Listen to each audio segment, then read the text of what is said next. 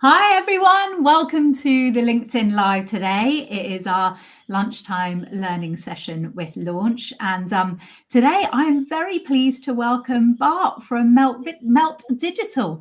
Do you want to introduce yourself, Bart? Yeah, hello, I'm Bart. I am MD at Melt Digital. My background is SEO, and I've worked in SEO industry for nearly 15 years. Melt Digital is an organic search agency. We were founded in 2013. We cover e-commerce and travel and specialize in organic strategy for large-scale websites. We've worked with the likes of Expedia and Made.com, as well as kind of private equity-backed businesses like Cotswold Company and Rabbi's Tours, all the way down to smaller independents. So we're kind of wide-ranging and kind of specialised right across the board. Our key specialism over the last few years is kind of analysis and strategy. We use a lot of automation, AI, to work quickly at scale and deliver large projects faster than traditional methods. And that's really us in a nutshell. Amazing. And we always ask our guests to do a bit of an icebreaker. And so today I'm going to ask you about a memorable travel experience. Well, I'm going to go with actually something agency related, where we actually took the entire Melt team on a ski trip a few years ago, which was a lot of fun, a good weekend away, and a great way for us all to get to know each other a lot better than we had before. Thoroughly recommend that kind of thing as an agency. Amazing. I would love to know the person that did the risk assessment for that. We used to, when I worked at Carib Tours, I was the head of sales and marketing at Carib Tours in my former life, pre-agency. And we used to go every year for one night to Barbados. It was a Caribbean tour operator, so it kind of made sense. But one night to Barbados, but we'd have to go half on BA and half on Virgin, because the risk assessment was if one of the planes went down, that would be the entire company. But yeah, it was always a great fun. So I'm Jay, I'm the CEO of Launch. You probably already know me if you're watching on one of the Launch channels. Today we're going to be really digging into AI, particularly for organic search. And I'm going to kind of start with a wide-reaching question. But before I do that, it is really important that if you want to ask questions, if you're watching it live on LinkedIn or if you're watching it live on YouTube, please do put your questions in the chat. There's always a bit of a 30-second delay, so if we don't answer them straight away, that will be why. And if you're watching it back, then please do DM us, send us a DM, ask your questions that way. We have a lot to get through today, and I think there is a high likelihood that we won't actually be able to get through everything. So we might even do a part 2 if there's a demand for it. There is no question that AI is a big talking point, and in particular, how it's changing people's search behavior. And so, first of all, I'm going to ask you the question, Bart, what do we actually even mean by AI search, and how do the technologies work? Yeah, it's a big question. Really, AI search is an AI component on a large language model. So when someone makes a search, the AI component is understanding the intent and the kind of the motivation behind that search to then extract information and generate an answer. So it is similar to how a kind of a Google search would work right now, but the results component of that is where it differs, because AI is used to understand intent and generate an answer as a result. Now, where things become kind of interesting and a little bit different is the expectation that it's an intelligent result. So, and that the use of AI or artificial intelligence kind of probably puts a bit of bias there. But LLMs and AI search don't really know things. They are generating an answer based on the context they have and the context of the query. So if the AI search is referencing incorrect information, it's going to present incorrect information as a result, but it will do it in a very confident manner. So these things are just regurgitating text based on what they've understood by crawling the web, and that's what large language models like ChatGPT are.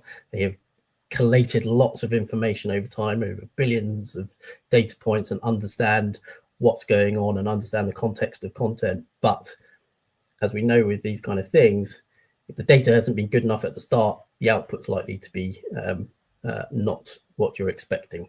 And we're often given, you know, funny examples of that. The one I remember most is, you know, a picture of salmon in a river, and it's a piece of salmon fillet rather than actually a jumping fish. Have you got any other examples of that, of why when that search is done, you know, what might come up that's kind of incorrect? Or yeah, I mean the problem with it at the moment is a lot of the time it leans into creating hallucinations just because it doesn't know what it's talking about. It sounds like it does. So if the content it's referencing isn't correct or isn't well structured or isn't clear, it will produce an answer based on a next guessing kind of algorithm, word guessing algorithm, to say this is what the answer should be based on how I've understood the content around this topic, this intent, this search term.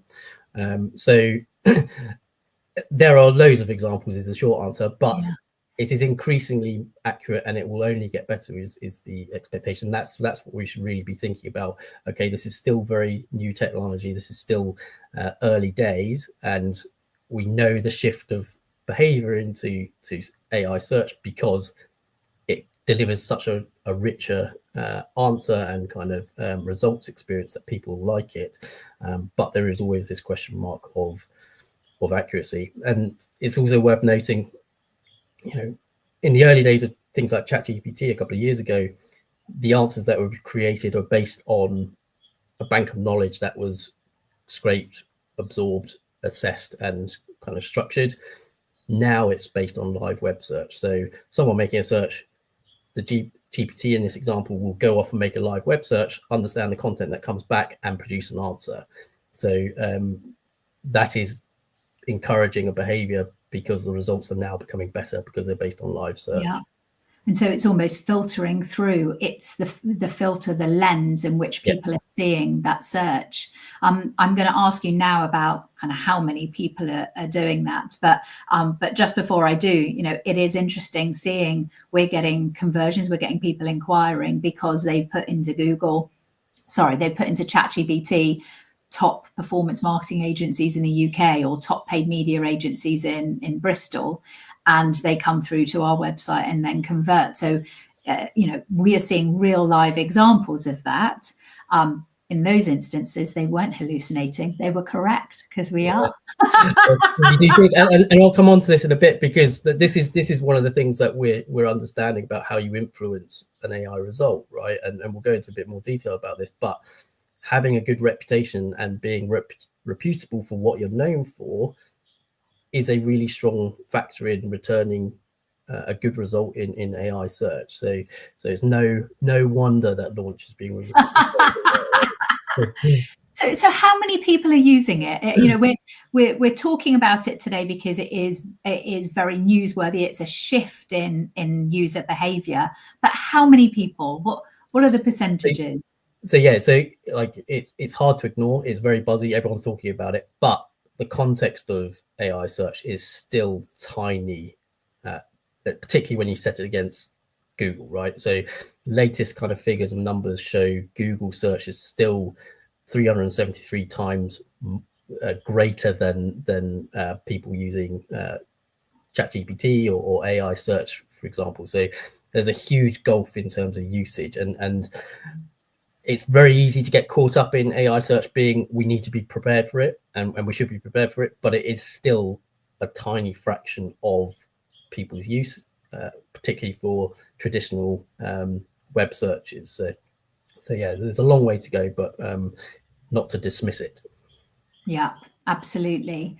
And well, does it require us to start looking at the different strategies, the new strategies now? What are you seeing from that perspective? Yeah, I think again, set against the context of what we know about people like OpenAI behind ChatGPT, they have a massive ambition to triple their usage and revenue from things like ChatGPT, and that's for this year only. So last year they hit 4 billion revenue and I think 400 million users. They want to triple that this year alone.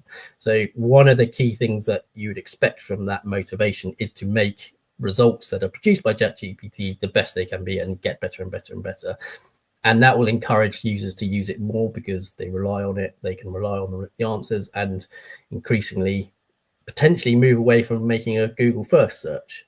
Yeah, and don't forget, Google has its own Gemini. We're seeing those results actually within Google search. I was at the Google Exec Circle last week, and it was all about AI. The whole day of learning for all of the CEOs in the room was all about AI and what is coming within Gemini, within the various tools that we use. So it was it's very high up on their agenda, and Gemini is being rapidly advanced. Yeah, and you've got to expect that Google has an advantage here because most people are still Google first in terms of their web search. So if they have a huge motivation to make that Gemini result or AI overview result in Google search as good as it can be, and potentially at some point, and this is a bit of a hot take, potentially take over the traditional blue links that we expect to find now, because people's condition and behavior will be, I want a richer result that gives me the answer without having to go off to find it further. So Google's in a great starting point because people come to Google first. They have the technology to do a generative answer. So you'd expect them to make that the best they can and scoop up all of that interest in AI search. So what are the CMOs needing to do now? What should they be talking to their teams? What strategies should they be actioning now? So the short answer here is that there's nothing for certain, but there is kind of analysis that's been done, and there's a few studies that we know of that kind of point to doing the stuff you're doing now, but well, which is a slightly boring answer, I appreciate, but the data that we've seen and the kind of correlations in terms of what ranks well, to use that term, in AI search is good brand reputation, good traditional SEO rankings, and that's logical because we know if you make a GPT search, it is doing a web search to go and find that information. So what is it using for the web search? Bing, So that's is it using Bing? That's super interesting because Microsoft is definitely the outlier. Whenever we're talking to clients about search, it's always Google first, and yet that you have this large search engine, Bing, that is relatively ignored. We do a lot of advertising on it, but it's always further down the list of asks. You'll find even Pinterest is higher up the list of asks. And it sits within Apple. It sits within so many of the, and you don't even know you're using Bing. So that's interesting, which also probably explains why some of the results are a bit. Well, Bing's a big problem, right? So it's true. But like the ultimate thing here is, it's relying on good results in the search engine, the traditional SERPs, right? Whether that is a GPT search or a Gemini search, they are relying on what is ranking in the traditional sense to find that information. So logic says continue with good SEO and content strategies to make sure your website is high ranking, because it will be returned in a AI search by virtue of it being found via an AI search. Absolutely. And do not ignore the fact that there is Google, but there are other search engines, and there are slightly different techniques to be able to, you broaden out your strategy slightly if you're taking into account those other search engines. Yeah, and I appreciate this sounds like just regurgitating Google's party line on this. It always comes back to creating a good content experience for a user, because the search engine will reward that. So there isn't a huge shift we're seeing, or shift that we're foreseeing at the moment, because it will always come back to producing that good content across from a customer experience point of view, and that is going to work in whatever search engine you want to focus on. Yeah, that's a big bugbear of mine is how often marketers within search and digital forget that there is a customer, there's a person at the end of it, and having a more customer focus will always result in a better output for that customer, and also means that you kind of start to let go of the more spammy gamified SEO techniques or even paid media techniques. In fact, talking about paid media, we do have a quick question from Josh about whether Bart has an opinion on whether we'll be seeing paid ads in the likes of ChatGPT. I'd love to know your take on that. You've Bart. got to think yes, like at the moment this isn't being very extensively monetized, so how that manifests is the big question. Is it going to be things, and probably an oversimplification, but to paint the picture,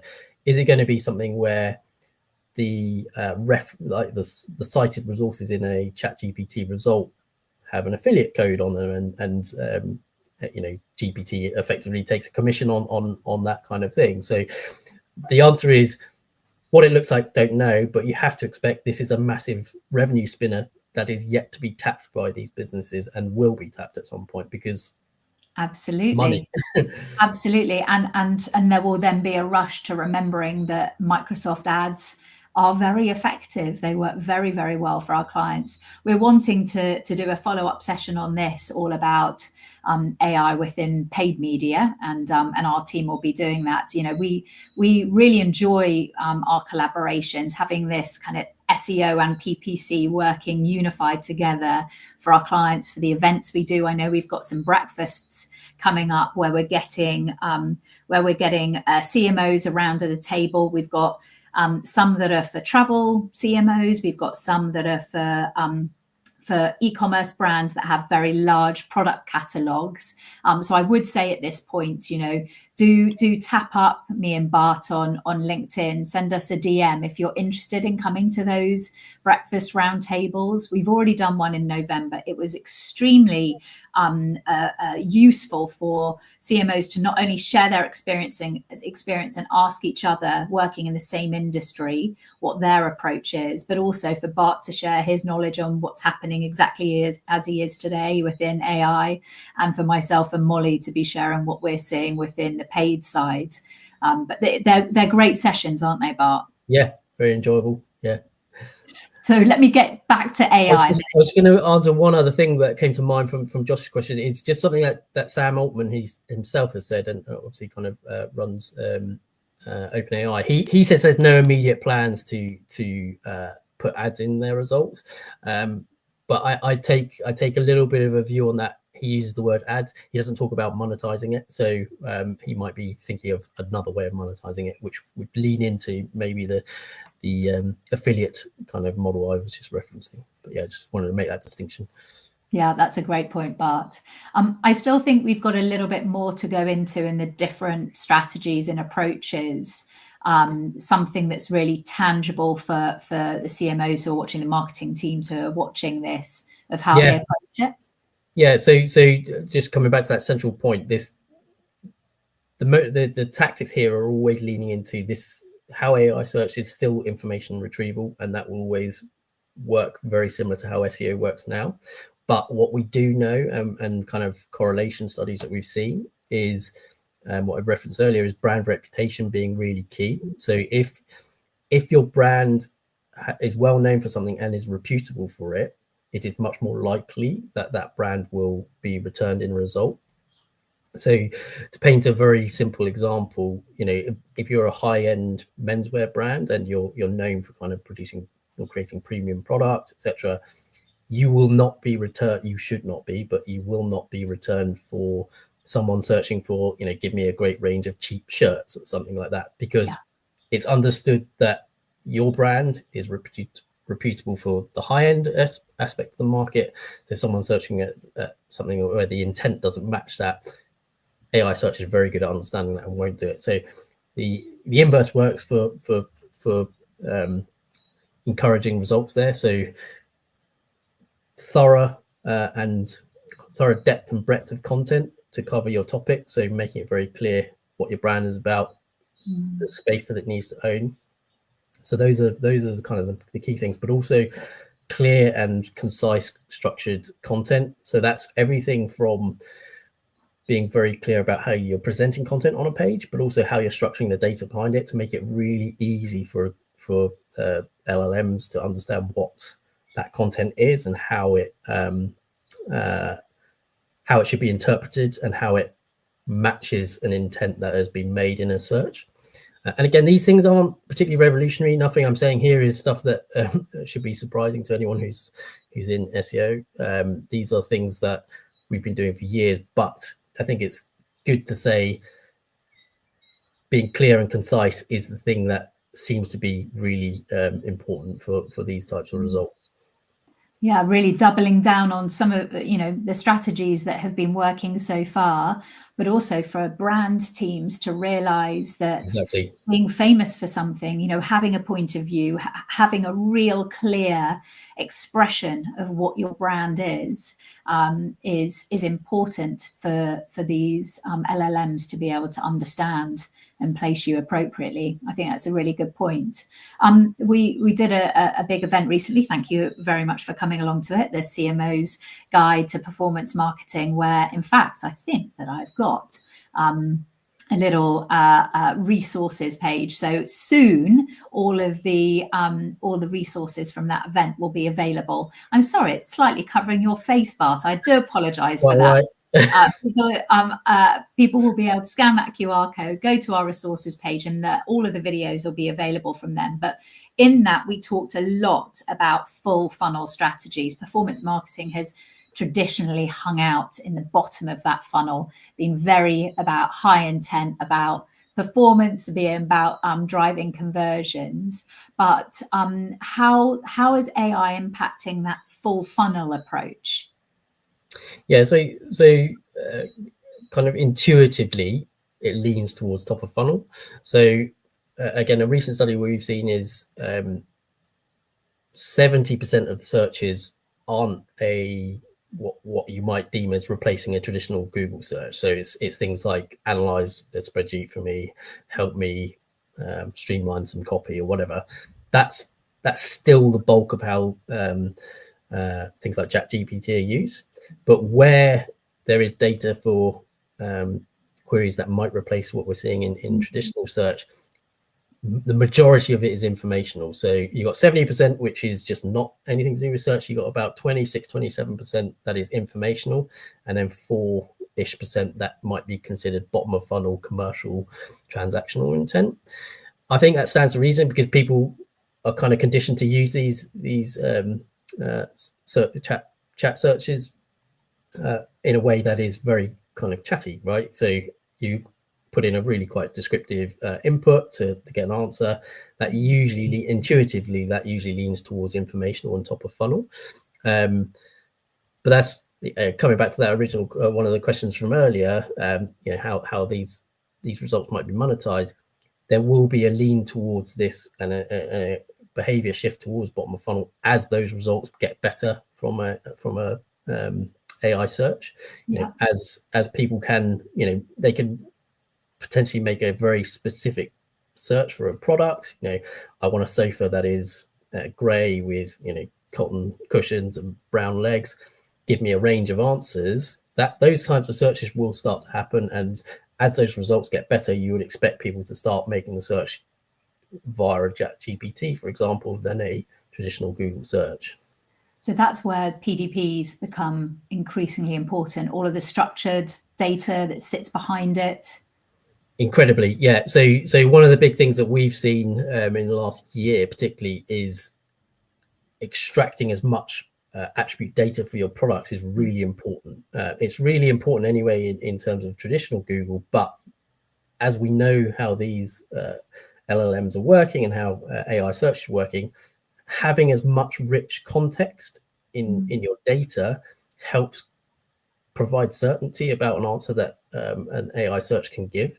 So if you're able to describe your product in really rich detail in structured data, the result is much more certain about whether it should bring your brand back or someone else's. So these kind of things, again, aren't revolutionary, but it is a shift to make a stronger emphasis to make sure these things are really tidied up. Yeah. And it's not only going to impact organic search, it's going to impact all of the paid media as well, whether you're using an AI tool to do it, Performance Max. If you have that rich data in there, you're much more likely to be matching the right product with the right search intent at the right time, which is more likely to get you a conversion. We talked a little bit about this at the beginning about trusting the output of AI search. I think anything we talk about now in about 4 hours will probably be out of date anyway. But there are instances where trust is still being built. Do you have any information on that? Yeah, I think anyone who's been involved with this and is kind of working on kind of AI search will know it is really good at being confidently wrong, right? So, and that obviously creates a problem, because if you don't know about the thing you've searched for and it comes back and sounds really articulate and trustworthy, you're going to go, well, that feels right. But we know a lot of the time, the answer cannot be relied upon straight out of the box. It is getting better, and it's likely it will only get better. But at the moment, trusting verbatim what comes out of an AI search result is a slightly dangerous tactic. Yeah, absolutely. It was quite interesting. If you imagine that it's only as good as the results that are out there. I did a search for things that are going on in April. Loads of people will be doing searches for things that are going on in April. I did it for Devon. I had a day for the family. What am I going to do with them? And even Google was bringing up results within, I think it was either 3 or 4 on the page of organic listings, was an article from 2022 from Muddy Stilettos with dates that were completely wrong, out of date. And it's so frustrating because Google was being confidently wrong in that, I was going to be going to something that happened on a Saturday on the 8th of April. And now actually the 8th of April is not a Saturday, and that event doesn't exist. It's so frustrating. And that's where brands really need to get better at having, at really mastering the fact that their website is a living, breathing, a manifestation of their brand. And if they don't keep it up to date, and if they don't keep giving proper customer helpful information, we don't stand a chance as technicians of our practice. No, exactly. But that is also a really good motivation to make sure you are, because the AI searches will become better at identifying what is a better result, i.e. understanding that dates are correctly up to date.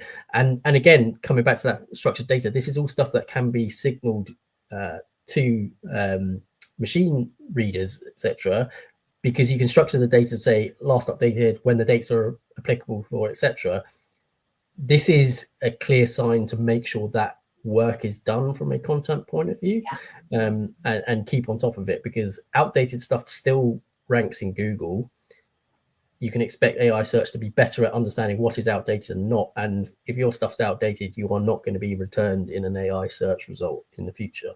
Yeah. One of the things that I'm hearing a few naysayers bring up is AI search, ChatGPT, going to kill Google? What do you think? No, is the short answer.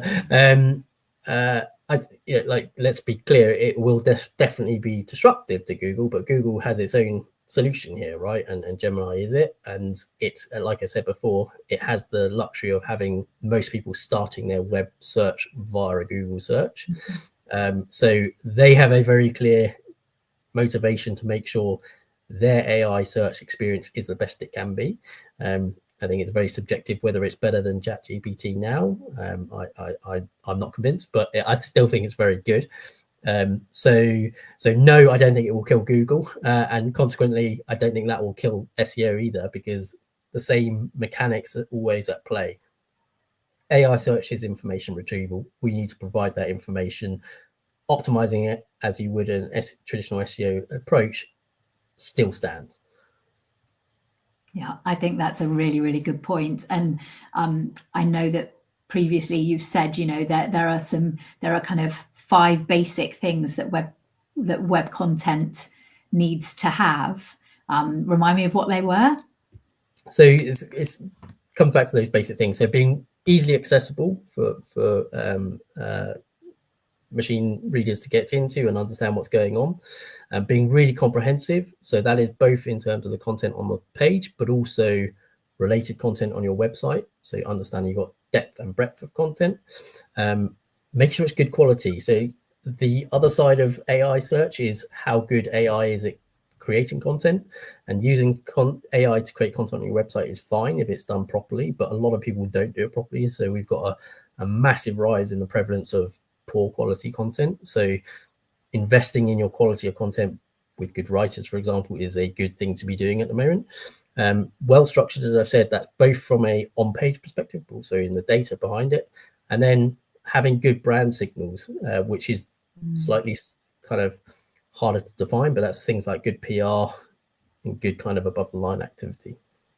Absolutely. Those are amazing 5 tips I'm sure you've given for many, many, many years, and even more truer than before. I often talk about the beigeness that a lot of marketing is going down the route of, and vast swathes of ChatGPT content is not offering kind of customer friendly experience, and to me the opportunity for those brands that really care about their customers is to make sure that everything that they put out is of value and is really demonstrating why people should have loyalty towards that brand. I think that in an effort for volume, many brands just ignore that, and then everything just becomes the same. And consequently a poor experience for users. Tone of voice guidelines really important company. Really important. And often overlooked. Like, if you don't have it, you'll sound like GPT very soon as a brand. Totally. I mean, I can't believe it. We're 2 minutes over, Bart, and I've not even had the chance to bring up some of the questions that have come through. But that's okay, because we'll always do another session. But I'm very, very much looking forward to our roundtables coming up. So just a reminder for people, if you are a travel leader, or if you're an e-commerce leader with a large catalogue, we have got some roundtables happening in London and in Bristol, and we would very much like to have those conversations that we were having back at the one in November again. AI will be a big part of that conversation, and it is that proper end-to-end performance where we're taking in both SEO and PPC, or organic search and paid search, depending on how you want to call it. But we love collaborating with Melt. It's a great partnership of 2 experts in their swim lanes. But any final thoughts? No, I think just fundamentally don't be too caught up in the buzz around AI search. It should always be something you're aware of and something you're adjusting to, but it's not a fundamental radical change at the moment. And continue doing good SEO and content strategies is a really good way of protecting yourself. Awesome. Well, if you want to get in touch with Bart, drop him a DM or drop him an email here, and we'll still be around on LinkedIn to answer questions afterwards if we didn't get round to it, and also on YouTube. So thanks everyone for watching. Follow our page to make sure that you hear about the next one, and soon we'll be talking about a paid version of this. So thanks very much, Bart. I'll see you soon. Cheers. See you, Jay. Bye.